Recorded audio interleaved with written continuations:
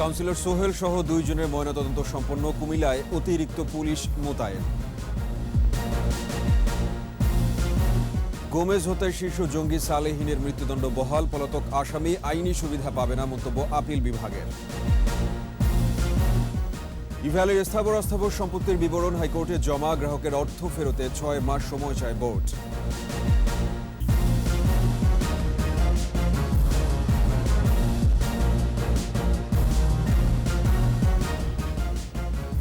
শুনছিলেন first security ইসলামী bank limited সংবাদ শিরোনাম। আমন্ত্রণ 21 দেশের সংবাদে আপনাদের সাথে আছি আমি সাব্বির আহমেদ।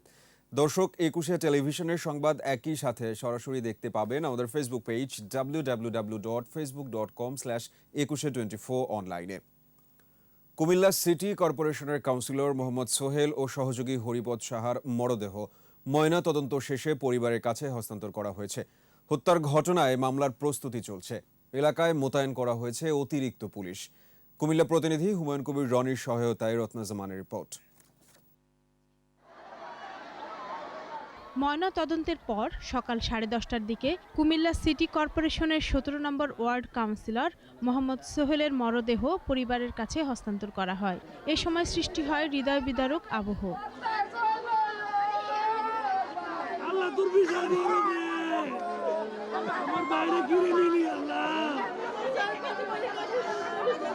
কুমিল্লার অতিরিক্ত পুলিশ সুপার জানান, সোমবার হত্যাকাণ্ডের পর থেকে দুষ্কৃতিকারীদের আটকের চেষ্টা চলছে, মামলার প্রস্তুতি চলছে। ঘটনা ঘটার পরপরই আমরা দুষ্কৃতিকারীদের ধরার জন্য অভিযান শুরু করেছি। আমাদের বেশ কয়েকটা টিম অভিযান চালাচ্ছে, অভিযানটি চলমান আছে। আর যারা মারা যাচ্ছেন এর মধ্যে একজন সনাতন ধর্মাবলম্বী আছেন। দাফন কাফন এবং সৎকারের কাজ শেষে পরিবারের সদস্যরা এসে মামলা রুজু করবেন। সোমবার বিকেলে নগরের পাথারিয়া পাড়ায় কাউন্সিলর সোহেলের ব্যক্তিগত কার্যালয়ে ঢুকে এলোপাথারি গুলি করে দুর্বৃত্তরা। এতে 9 জন আহত হন। পরে চিকিৎসাধীন অবস্থায় ওয়ার্ড আওয়ামী লীগের সভাপতি সোহেল ও সহযোগী হরিপদ সাহা মারা যান। ঘটনার পর থেকে এলাকায় অতিরিক্ত পুলিশ মোতায়েন করা হয়েছে। রত্না জামান, 21 টেলিভিশন। 2004 সালে জামালপুরে গোমেজ হত্যায় পলাতক শীর্ষ জঙ্গি সালাউদ্দিন সালেহিনের ফাঁসি বহাল রেখেছেন আপিল বিভাগ। সকালে প্রধান বিচারপতির নেতৃত্বাধীন আপিল বেঞ্চ শায়ক আব্দুর রহমানের সহযোগী শীর্ষ এ জঙ্গির সাজা বহাল রাখেন। এ সময় আপিল বিভাগ বলেন, কোনো পলাতক আসামি আইনের আশ্রয় পেতে পারে না। 2004 সালে জামালপুরে গনি গোমেজকে হত্যা করে জেএমবির জঙ্গিরা। ওই হত্যা মামলায় 2006 সালে সালেহিন ও রাকিবকে গ্রেফতার দেখানো হয়। মামলায় একই বছর ঢাকার দ্রুত বিচার ট্রাইব্যুনাল 1 তাদের মৃত্যুদণ্ড দেন। পরে ফাঁসি বহাল রাখেন হাইকোর্ট। হাইকোর্টের রায়ের বিরুদ্ধে আপিল করে জঙ্গিরা। রাকিব 30 সালে জঙ্গি ছিনতাইয়ের ঘটনায় মারা যায়, আর সালেহিন পলাতক।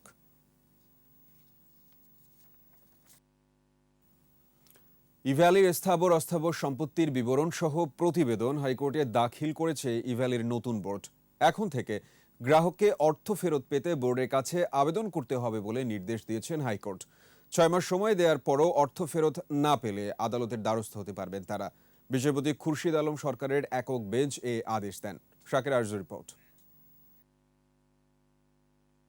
ইভ্যালির অবসায়ন চেয়ে করা রিটের শুনানির দিন ধার্য ছিল মঙ্গলবার। সকালে হাইকোর্টের নির্দেশে গঠিত ইভ্যালির নতুন বোর্ড প্রথম প্রতিবেদন দাখিল করে। প্রতিবেদনে ইভ্যালির স্থাবর অস্থাবর সম্পত্তির বিবরণ তুলে ধরা হয়। এ সময় ইভ্যালির গ্রাহককে অর্থ বা পণ্য ফেরত পেতে বোর্ডের কাছে আবেদন করতে হবে বলেও নির্দেশ দেন হাইকোর্ট। অর্থ ফেরতে 6 মাস সময় দিতে হবে বোর্ডকে। বোর্ড অসফল হলে তারা আদালতের দ্বারস্থ হতে পারবেন। তারা কোর্টের কাছে সুনির্দিষ্টভাবে ইভ্যালির কোন কোন জিনিসপত্র তারা এখন পর্যন্ত জব্দ করতে তারা সাকসেসফুল হয়েছেন, তার মধ্যে থেকে ইভ্যালির যে গাড়িগুলি আছে সেটি, ইভ্যালি ওয়্যার হাউসটাকে তারা সিল করেছেন। ইভ্যালির লকারের কোডের বিষয়ে সাবেক এমডি ও চেয়ারম্যানের কাছ থেকে জানতে কারা কর্তৃপক্ষকে সহায়তা করারও নির্দেশ দেন হাইকোর্ট। এই লকারটা ওপেন করার জন্য একটা কম্বিনেশন কোড দরকার। একটি ডাইরেকশন দিয়েছে প্রাক্তন চেয়ারম্যান ও এমডি বরাবর ও প্রিজন অথরিটির উপরে, যে তারা যেন সমন্বয়ভাবে একটি প্রসেস করেন যাতে করে এই কোডটি প্রাক্তন চেয়ারম্যান আর এমডি যেন এখন যেই কোড দ্বারা নির্ধারিত বোর্ড তাকে যেন কমিউনিকেট করতে পারেন। ইভেলির অ্যামাজন ক্লাউড অ্যাকাউন্টের পাসওয়ার্ড উদ্ধারে আইনশৃঙ্খলা বাহিনীকে নির্দেশ দেওয়া হয়েছে। এখন যেহেতু কোড নির্ধারিত করা একটি এর আগে হাইকোর্টের নির্দেশে ইভেলির সব নথি জমা দেওয়া হয়। রিপোর্টে 2019 সাল পর্যন্ত অডিট রিপোর্ট দাখিল করা হয়। শাকেরা আরজু, 21 টেলিভিশন, ঢাকা। রাজবাড়ীতে ই কমার্স ব্যবসা সহ সব কার্যক্রম স্থায়ীভাবে বন্ধ করে দেওয়া হয়েছে। রাজবাড়ী জেলা জাতীয় ভোক্তা অধিকার সংরক্ষণ অধিদপ্তরের সহকারী পরিচালক শরীফুল ইসলাম শহরের পান্না চত্বরের জেকা বাজারের সিলগালা কার্যালয়ে Dove Sunsilk shampoo, glass, toilet cleaner সহ সব ভেজাল পণ্য জব্দ করেন। পরে সব পণ্য ধ্বংস করা হয়। এ সময় শরীফুল ইসলাম জানান, জেকা বাজারের নামে কোনো ব্যবসা চালানো যাবে না, তবে তাদের যে সকল বৈধ পণ্য রয়েছে সেগুলোর মাধ্যমে ব্যবসা করতে পারবে। গ্রাহকদের টাকা ফেরত পাবার বিষয়ে তিনি বলেন, বৈধ ব্যবসার আয় থেকে গ্রাহকদের কিছু টাকা ফেরত দিতে পারবে তারা। আইনজীবীরা যেসব ধারার কথা বলে বিএনপি চেয়ারপারসনের বিদেশে পাঠানোর যুক্তি দেখাচ্ছেন, তার বিষয়ে দ্বিমত আছে আইন মন্ত্রণালয়ের। সচিবালয়ে আইনমন্ত্রী আনিসুল হকের কাছে জাতীয়তাবাদী আইনজীবী ফোরামের নেতারা স্মারকলিপি দিতে গেলে তিনি বলেন, খালেদা জিয়ার বিষয়ে সরকারের মানবিকতার কোনো ঘাটতি নেই। তার চিকিৎসার বিষয়ে সরকার তৎপর ছিল এবং আছে। ভালো চিকিৎসা দেশেই হচ্ছে। তারপরও স্মারকলিপির আবেদনে উল্লিখিত বিষয়গুলো পরীক্ষা নিরীক্ষার সাপেক্ষে গুরুত্বের সাথে দেখার আশ্বাস দেন আইনমন্ত্রী।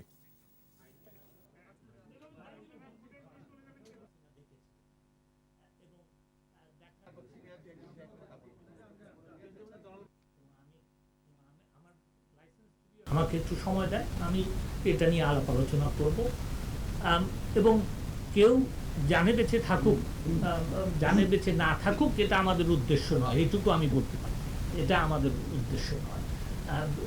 আর ওনার চিকিৎসা তো হচ্ছে এখানে, সেটাও আপনারা জানেন, আমিও জানি। যতটুকু এটা গুরুত্ব দিয়ে এই সিদ্ধান্ত নেওয়া যায়, সেইভাবেই আমরা এই সিদ্ধান্ত নেব। করোনা সংক্রমণ প্রতিরোধে মুখে খাওয়ার ওষুধ মলনুপিরাভির কোভিড আক্রান্ত যারা অতিমাত্রা ঝুঁকিতে আছে তাদের দেয়া হবে বলে জানিয়েছে বিশেষজ্ঞরা। বর্তমান করোনা পরিস্থিতি নিয়ে ঢাকা ক্লাবে এক অনুষ্ঠানে বাংলাদেশ সহ সারা বিশ্বের করোনার চিত্র তুলে ধরা হয়। বিশেষজ্ঞরা বলেন, রাশিয়া সহ বিভিন্ন দেশে 80% মানুষকে করোনার টিকা দেওয়ার পরেও নতুন করে সংক্রমণ বাড়ছে। ভ্যাকসিন সেখানে শক্ত প্রতিরোধ তৈরি করতে পারছে না, তাই ভিন্ন সমাধানের কথা ভাবতে হবে। মুখে খাওয়ার ওষুধ মলনুপিরাভির প্রসঙ্গে বক্তারা জানান, গর্ভবতী, দুগ্ধদানকারী মা এবং 18 বছরের নিচের কাউকে এই ওষুধ দেয়া যাবে না।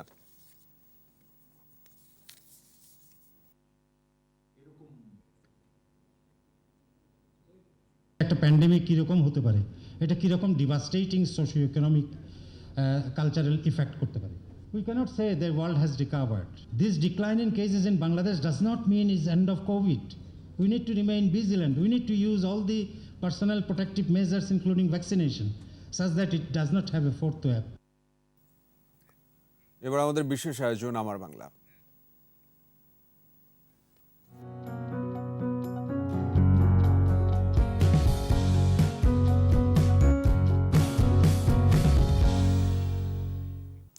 আবহমান বাংলার চিরায়ত ঐতিহ্যের সঙ্গে মিশে আছে কাঁসা পিতলের ব্যবহার। ধামরাইয়ের ঐতিহ্যবাহী কাঁসা পিতল শিল্প যেন সেই ইতিহাসেরই সাক্ষী। একদা এসবের ব্যবহারকে দেখা হতো আভিজাত্যের প্রতীক হিসাবে। কালের বিবর্তনে ব্যবহার কমলেও শৌখিন মানুষের কাছে এর চাহিদা রয়ে গেছে বইকি। সাভার প্রতিনিধির সহায়তায় রত্নাজামান রিপোর্ট। অভিজ্ঞ শিল্পীর গভীর মনোযোগ, নিখুঁতভাবে তৈরি হচ্ছে কাঁসা পিতলের ভাস্কর্য ও নানা ধরনের তৈজসপত্র। মোমের তৈরি ছাঁচের উপর মাটির প্রলেপ, এরপর মোম গলে ভেতরটা ফাঁপা হলে ঢেলে দেয়া হয় গলিত কাঁসা।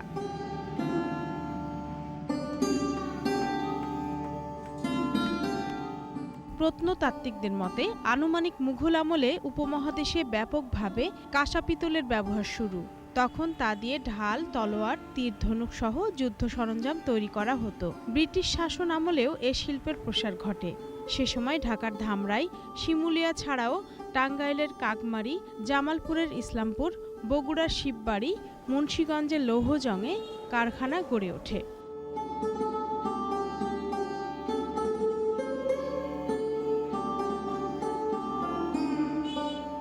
ধামরায় কাঁসা পিতল শিল্পের যাত্রা পাল আমলে। আর মাত্র 1 দশক আগেও শতাধিক কারখানা ছিল এখানে, অথচ এখন হাতে গোনা 2-3টি। এর মধ্যে সবচেয়ে বড় সুকান্ত বণিকের কারখানাটি। বংশ পরম্পরায় হাল ধরে রেখেছেন তিনি। আমি পঞ্চম প্রজন্ম যে এখনও চেষ্টা করছে এই শিল্পটাকে চালিয়ে যাওয়ার। একটা সময় তো ছিল যখন কাঁসা পিতলের তৈজসপত্র থেকে শুরু করে বিভিন্ন ধরনের জিনিস আমাদের এই ধামরাই থেকে সারা বাংলাদেশের বিভিন্ন জায়গায়, এমনকি বিশ্বের বিভিন্ন দেশে পর্যন্ত এগুলো কিন্তু যেত এবং বিশাল একটা বাজার ছিল। এছাড়া রথখোলা, কায়েতপাড়া, গোয়ালপাড়া, মল্লিক বাড়ি, শিমুলিয়ার কারিগররা ধরে রাখার চেষ্টা করছেন পূর্বপুরুষের ব্যবসা। হাজার বছর পুরানো আমাদের কাঁথা ঐতিহ্য ছিল। আমরা প্রচুর লোক কাজ করতাম, তো 700-800 কারখানা ছিল। আগে প্রতিদিনই করতাম, এখন যেমন 2 মাস 3 মাস পরে 2 দিন একদিন কাজ হয়, মানুষ সেভাবে কাজ দিতে পারে না। বিশ্বজুড়ে কাঁসা পিতলের ব্যাপক চাহিদাকে কাজে লাগিয়ে এই শিল্পের পুনর্জাগরণের আশা সংশ্লিষ্টদের। রত্না সামান, 21 টেলিভিশন। দর্শক, সংবাদে নিচ্ছি বিরতি। যখন ফিরছি তখন অন্যান্য খবরের সঙ্গে আরও যা থাকছে। ফিলিপাইনের জেসমিন এখন রাধা কানাইয়ের জনপ্রতিনিধি, ভূমিকা রাখতে চান নারী শিক্ষার উন্নয়নে। আমন্ত্রণ আবারও 21 দেশের সংবাদে। ফিলিপাইনের পেট্রিয়ার্কা জেসমিন এখন ময়মনসিংহের ফুলবাড়িয়ায় রাধা কানাইয়া ইউনিয়ন পরিষদের মেম্বার। ফুলবাড়িয়ার জুলহাসকে ভালোবেসে বিয়ে করে এসে ইউনিয়নবাসীর মন জয় করে ফেলেছেন। ফুলবাড়িয়ার মানুষও তাকে ভালোবেসে জনপ্রতিনিধি নির্বাচিত করেছেন। নারী শিক্ষার উন্নয়ন সহ এলাকার উন্নয়নে রাখতে চান এই ফিলিপিনো বাংলাদেশি বিশেষ ভূমিকা। ময়মনসিংহ বিভাগীয় প্রতিনিধি আতর রহমান জুয়েলের রিপোর্ট, জানাচ্ছেন মাসুম আলিসা। ফুলবাড়িয়ার রাধাকানা ইউনিয়নের সদস্য নির্বাচিত হয়েছেন ভিনদেশি জিন ক্যাটামিন পেট্রিয়াকা ওরফে জেসমিন জুলহাস। গোটা এলাকায় তাকে নিয়ে আগ্রহের শেষ নেই। নবনির্বাচিত এই জনপ্রতিনিধিকে এক নজর দেখতে আশেপাশের মানুষ ছুটে আসছেন, শোনাচ্ছেন সুখ দুঃখের নানা কথা। ভালোবাসার প্রতিদান দিতে তাদের পাশে থাকার প্রতিশ্রুতি দিচ্ছেন জেসমিন। মানুষ আমার অনেক বোধ করছে। In return, I want to serve people also. সিঙ্গাপুরে একই কোম্পানিতে কাজের সুবাদে ময়মনসিংহের ফুলবাড়িয়ার দবরদস্তার জুলহাস উদ্দিনকে ভালোবাসেন পেট্রিয়াকা। 2011 সালে পরিণয়। বিয়ের পর ফুলবাড়িয়ার গ্রামের বাড়িতেই বসবাস শুরু করেন এই দম্পতি। 10 বছরের বিবাহিত জীবনে 2 সন্তান তাদের। এতদিনে ইউনিয়নের মানুষও তাকে আপন করে নিয়েছেন। এলাকার মানুষও বিপুল ভোটে জয়ী করেছেন জেসমিনকে। তার বাপ মা নিজের ধর্ম সবকিছু ত্যাগ করে এখানে আসা, তার যে মেধা আছে এটা দেখে তার প্রতিবেশী বললো যে ওনাকে দিয়ে নির্বাচন করাবো এবং উনি আমাদের প্রতিনিধি হইতে বলে আমাদের অনেক কাজে আসবে। ফিলিপাইনের নামে বিশ্ববিদ্যালয় থেকে ফিশারিজে গ্রাজুয়েশন করা ক্যাটামিনা নিজের হাতেই সংসার সামলান। এই গ্রামের বিদেশি বধূ এলাকার উন্নয়নে নেতৃত্ব দেবেন প্রত্যাশা স্থানীয়দের। মায়ের মতো, কেউ বোনের মতো, সবাই তাকে ভালোবেসে নির্বাচিত করলাম। পাশ করাই দেয় তাইলে আমগর মনে যা চায় তাই হে করে দেওয়ার হবো, আঙ্গর মনের বাপ হে বুঝার ভাই।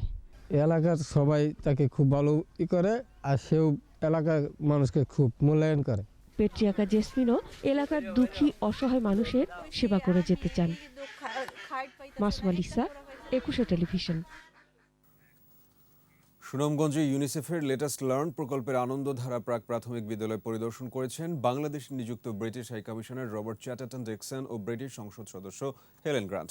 তারা শিক্ষার্থী ও অভিভাবকদের সাথে কথা বলেন। পরে সাংবাদিকদের জানান, ব্রিটিশ সরকার বাংলাদেশের হাওর, চরাঞ্চল ও পাহাড়ি এলাকার মেয়ে শিশুদের শিক্ষার, আর্থসামাজিক ও জীবনমান উন্নয়নের জন্য 54 মিলিয়ন পাউন্ডের প্রকল্প গ্রহণ করেছে।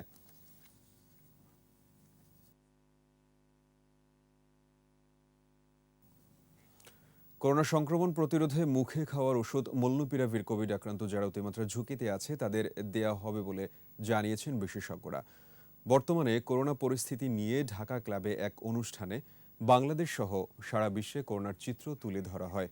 বিশেষজ্ঞরা বলেন, রাশিয়া সহ বিভিন্ন দেশে 80% মানুষকে করোনার টিকা দেওয়ার পরেও নতুন করে সংক্রমণ বাড়ছে।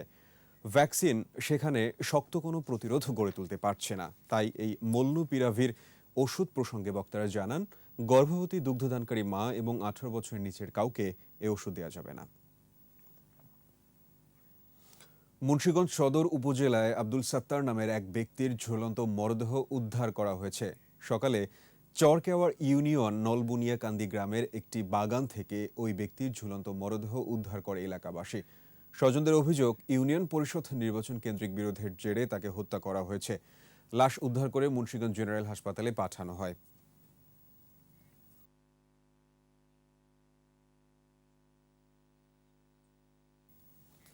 ৬ বছর পর গাজীপুরে ঝুট ব্যবসায়ী আরিফ হত্যার ঘটনায় ৩ জনকে গ্রেফতার করেছে police bureau of investigation PBI. দুপুরে গাজীপুর পিবিআইয়ের কার্যালয়ে সংবাদ সম্মেলনে জানানো হয়, পরকীয়া ও জমি নিয়ে বিরোধের জেরে ব্যবসায়ী আরিফকে হত্যা করা হয়। মামলার অন্য আসামিদের গ্রেফতারে অভিযান চলছে।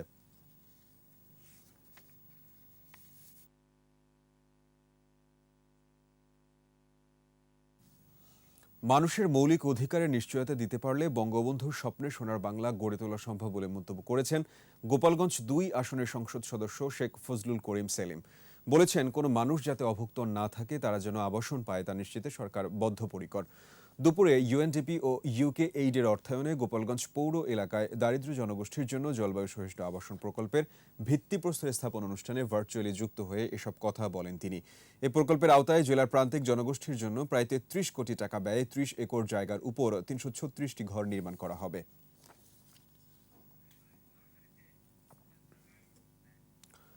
দারিদ্র্য বিমোচন কর্মসূচিতে প্রধানমন্ত্রীর নির্দেশনা অনুযায়ী হরিজনদের শতকরা ৮০% কোটা নিশ্চিতের দাবি জানিয়েছে বাংলাদেশ হরিজন ঐক্য পরিষদ।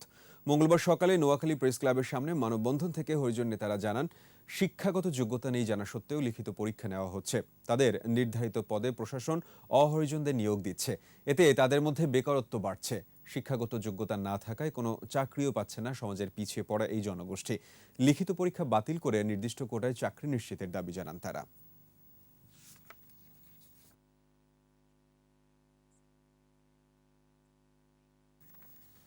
দৌলদিয়া পাটুরিয়া নৌরুটে আরও একটি ফেরির যান্ত্রিক ত্রুটি দেখা দিয়েছে। এতে মহাসড়কে ৮ শতাধিক ট্রাক ও যাত্রীবাহী বাস নদী পারের দীর্ঘ সময় ধরে পারাপারের অপেক্ষায় আছে।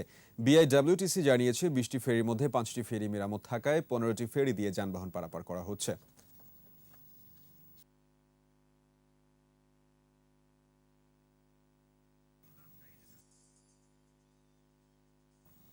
রাজশাহী মহানগর পুলিশে সংযুক্ত হলো আধুনিক প্রযুক্তি সমৃদ্ধ বডি ওর্ন ক্যামেরা। দায়িত্বরত পুলিশ সদস্যের শরীরে সংযুক্ত এই ক্যামেরায় স্বয়ংক্রিয়ভাবে তার সামনে ঘটা পুরো ঘটনা রেকর্ড করবে।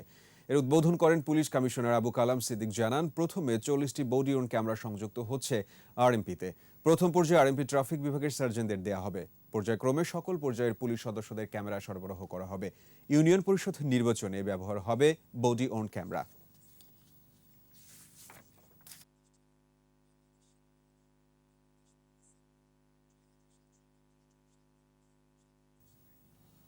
এবার এস আলম গ্রুপ চট্টগ্রাম সংবাদ।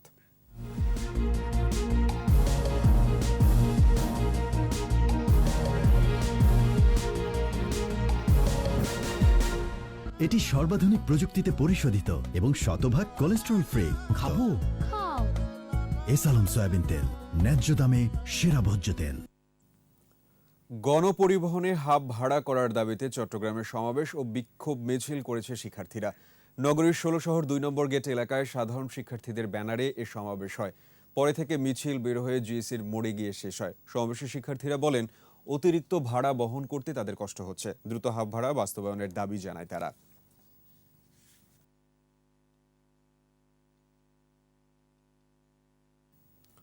নিয়ম ভঙ্গ করে চট্টগ্রাম মেডিকেল কলেজে ৩০ ছাত্রকে বহিষ্কার করা হয়েছে। কলেজের একাডেমিক কাউন্সিলের সভা শেষে মেডিকেল কলেজের অধ্যক্ষ অধ্যাপক ডাক্তার সাহেনা আক্তার জানান, ৩০ জনের মধ্যে ৮ জনকে ২ বছর, ২ জনকে ১.৫ বছর ও ২০ জনকে ১ বছরের জন্য বহিষ্কার করা হয়। তাদের বিরুদ্ধে কলেজের শিক্ষার পরিবেশ নষ্ট করার প্রমাণ পাওয়া গেছে। আগামী ২৭ নভেম্বর মেডিকেল কলেজ খুলে দেওয়ার সিদ্ধান্ত নিয়েছে একাডেমিক কাউন্সিল। তবে ছাত্রাবাস বন্ধ থাকবে, ছাত্রীনিবাস খুলে দেওয়া হবে।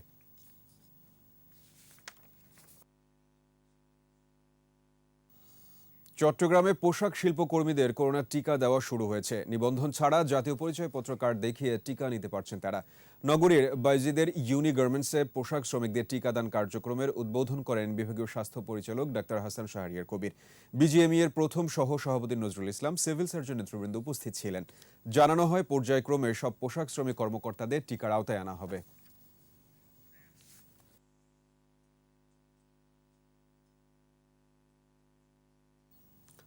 কক্সবাজারের মহেশখালীতে অভিযান চালিয়ে জলদস্যু আলাউদ্দিন হত্যা মামলার মূল আসামি সহ 3 জনকে আটক করেছে র্যাব। ভোরে মহেশখালীর সামিরাঘোনা পাহাড়ে অভিযান চালিয়ে তাদের আটক করা হয়। র্যাব জানায় 5 নভেম্বর মহেশখালীর কালারমারছড়ায় আত্মসমর্পণ করা জলদস্যু আলাউদ্দিন হত্যা মামলার তদন্তের ভিত্তিতে তাদের গ্রেফতার করা হয়। তাদের দেয়া তথ্যের ভিত্তিতে 10টি অস্ত্র ও গুলি উদ্ধার করা হয়। র্যাবের দাবি, আটক যুবকরা চিহ্নিত সন্ত্রাসী।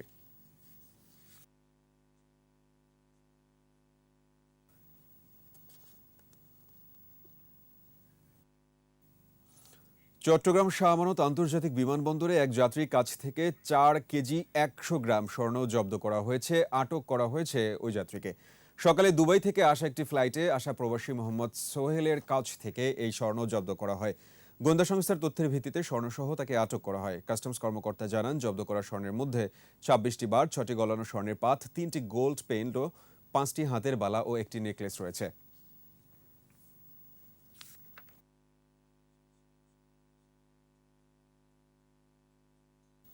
আর এর সাথে শেষ করছি 21 দেশের সংবাদ। যাওয়ার আগে ফার্স্ট সিকিউরিটি ইসলামী ব্যাংক লিমিটেড সংবাদ শিরোনামগুলো আরও একবার।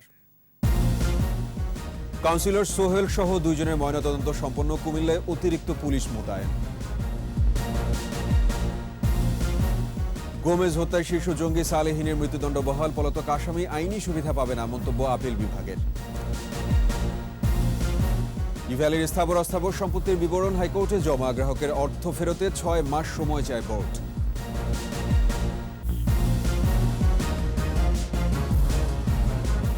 দর্শক, সর্বশেষ খবর জানতে ডায়াল করুন 202 নম্বরে, ভিজিট করুন 21-tv.com ওয়েবসাইটে। এছাড়া ফেসবুকে লগ ইন করতে পারেন facebook.com/2124 অনলাইনে। এতক্ষণ সাথে থাকার জন্য আপনাদের সবাইকে ধন্যবাদ। পরের সংবাদ সন্ধ্যা 7টায় দেখার আমন্ত্রণ রইল। স্বাস্থ্যবিধি মেনে চলুন, সুস্থ থাকুন।